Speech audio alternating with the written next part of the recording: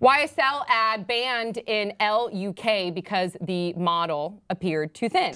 Now, according to the Advertising Standards Authority, they issued this statement, quote, "The ASA considered that the model's pose and the particular lighting effect in the ad drew particular focus to the model's chest, where her rib cage was visible and appeared prominent, and to her legs, where her thighs and knees appeared in a similar width, in which looked very thin, particularly in light of her positioning and the contrast between the narrowness of her legs and her platform shoes. We therefore considered that the model appeared unhealthily underweight in the image and concluded that this ad was irresponsible." They also gave a code for which the, like a breach code, that it breached the standards of advertising. Now, Elle UK has yet to respond. YSL has yet to respond. Thoughts, 5 words or less? Elle UK, be real about the situation. Okay, that's all I gotta say. Yves Saint Laurent.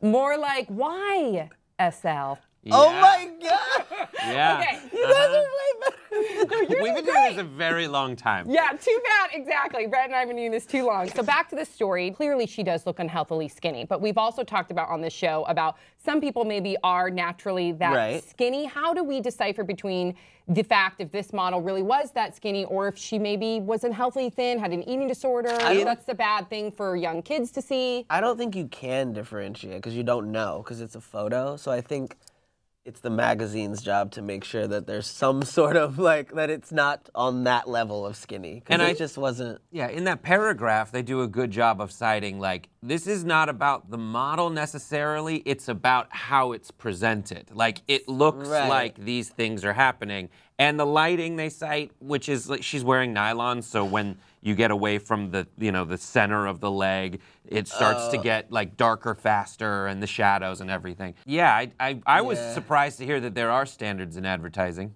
I know, I didn't know that. Very all impressive. The photoshopping that happens now. I did not know that. I did not know that either. Do you think that they should have banned the ad, or do you think that they should have taken another avenue? I don't know. I mean, it's a gorgeous photo, you know, nonetheless, but I do think that too skinny just isn't sexy anymore, you know what I mean? And you got to worry about the people that are actually reading the magazines. And girls are seeing this. Yeah. And they're like, that's what's okay, you know? I don't look like that, but I can, maybe. Yeah. And it's just like not cool. This photo is not okay. I agree. You should definitely not writhe around on the floor because it's dirty. And there's part of me that's like, oh my God, maybe the reason she's on the floor is because she's so weak from not eating. You don't know she's that. Just like, she could be naturally skinny. Yeah, she could be naturally. And then in that case, it's just she's a great model. You know what I mean? But you can't differentiate. Yeah, it's a weird ad. It's a weird ad, and it's not the model to blame. It's the way they shot it. They really did shoot it in a way to really accentuate the skinniness, and I'm glad that this